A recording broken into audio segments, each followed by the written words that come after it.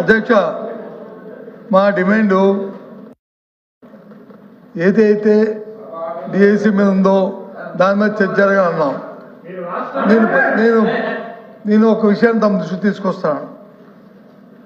ఇది నాకంటే ఇంతకు ముందు అచ్చెన్నాయుడు గారు అగ్రికల్చర్ మినిస్టర్ గారు మాట్లాడారు. ఆయన మాట్లాడిన భాషను ఒకసారి చూడండి. ఆయన మాట్లాడుతూ బొత్స సత్యనారాయణ గారు దద్దమ్మ మనిషి మనిషి మనిషి మనిషి మనిషి మనిషి అధ్యక్ష అధ్యక్ష అధ్యక్ష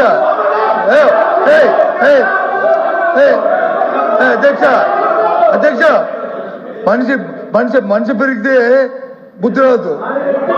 ఎద్దులాగా వచ్చి ఎద్దులాగా తెస్తే మనకి వచ్చి తెలుగుతాడు రావు. భాష బాగోవాలి.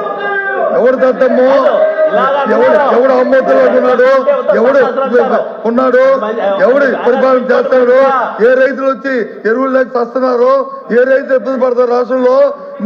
ఈ దద్దమ్మ వచ్చి తెలుస్తుంది. దయచేసి ఈ భాష మంచిది కాదు.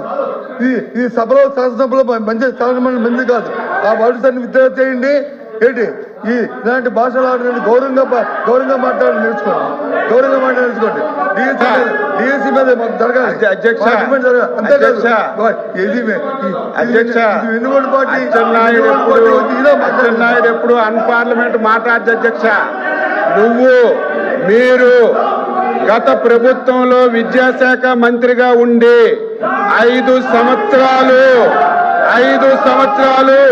19, 20, 21, 22, 23, 24 అని 5 సంవత్సరాలు లక్షల మంది యువకులను అధ్యక్ష